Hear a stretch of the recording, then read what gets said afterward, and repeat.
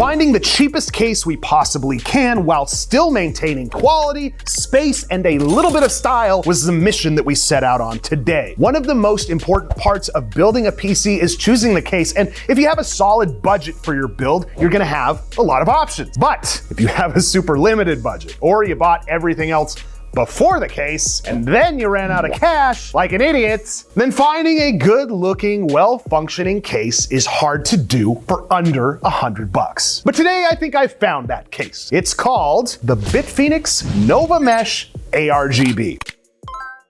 Now trust me, you're gonna be a little shocked when I tell you the price of this thing. This is an M-ATX case with the capability of using a 240mm AIO cooler. It has 2 fans in the front, 1 in the back for intake and exhaust. This case also lives up to the mesh in its Nova Mesh name. Why'd they have to put Nova in there? It's like such a corny name. The front is obviously the biggest piece of mesh, but the top, bottom, and back of the case also have mesh and magnetic dust filters. Now, as for the size of the GPU, this is an M-ATX case, so the biggest card you're gonna be fitting in here is a 4070 Ti Super, which is fine.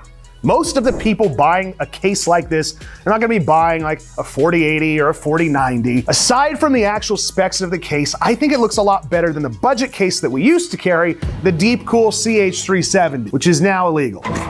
While the CH370 wasn't bad, I like this front mesh area a lot more from an aesthetic standpoint. It just gives a more unique profile than the boxy, rectangle budget cases that you normally see. You know, this really reminds me of a Be Quiet case. You know the one. Plus, it accommodates some pretty sizable components, whether you're trying to do some 1440p gaming or even video editing. But more importantly, it accommodates a low budget. Because believe it or not, this case is like $55 on Newegg, or $57 if you want the white version. Like I said before, that's a crazy price for even a quality budget case. And on paper, it seems great, but I wanna get a build going in it and see if the BitFenix delivers on all of its promises. Roll the build footage.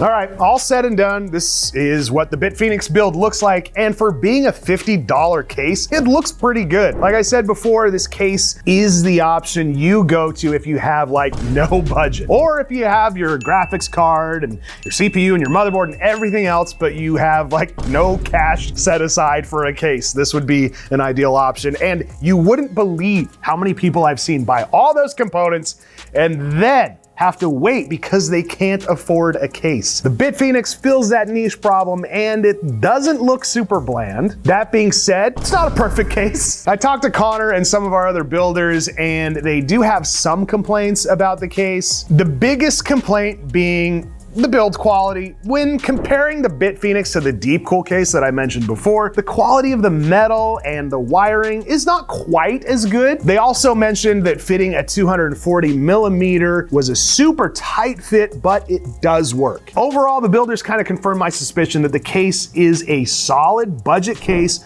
for low to medium tier builds. Does everything that it advertises, and again, it's $55. If I'm broke and I need a case, it's not gonna matter to me that the cable management is a little bit harder or the build might take a few more minutes. I just care that I got a solid case for the price. As for this build here, we wanted to give an example of an affordable mid-range build and explain why we picked these components. We went with the ASRock B760M PG Riptide motherboard. I don't have anything really to say other than it's a solid M-ATX board. It's got 4 RAM slots in case you have more taxing stuff like video editing and Blender. And for the CPU, we went with the Intel i7-14600KF, which is a solid mid-range gaming processor. I put this in a lot of our own mid-range pre-builds, and it does wonders for the average gamer. For the RAM, we went with 32 gigabytes of DDR5. We threw a 2 terabyte Kingston M.2, which should be enough storage unless you're a COD gamer.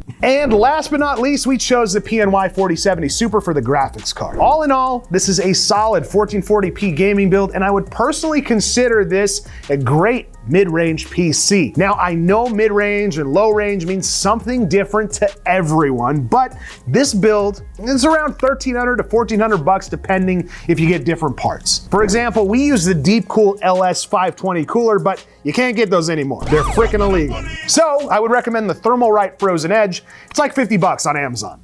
Moving on to how this build actually performs, I ran it through our standard process for stress testing, and the CPU temps were 89 degrees under load, which is perfectly fine for the build that we have here, and the graphics card was the same at about 79 degrees. Again, that's right where it should be. I wasn't necessarily worried about temps here. It is called the Nova Mesh, so I would expect good temps, but regardless of the stress tests, I wanted to test this build in some games. So, threw on Cyberpunk, and surprisingly, this little guy can handle himself in 4K. On the 4K benchmark, we were getting around 70 to 75 frames with ray tracing on and DLSS set to quality. We scaled it with 1440p with those same settings and got 100 frames consistently with a little more here and there. We did the same for Call of Duty, and we were getting around 130 frames with a couple of drops. Overall, I think this build is solid, but more importantly, this case is great if you're on a budget. This BitFenix doesn't hinder the performance of your PC even due to bad temps and airflow, and it honestly looks a lot better than some budget cases out there. And my only real issues with this case is the build quality, and I'd love for it to be able to fit bigger components in it as well, but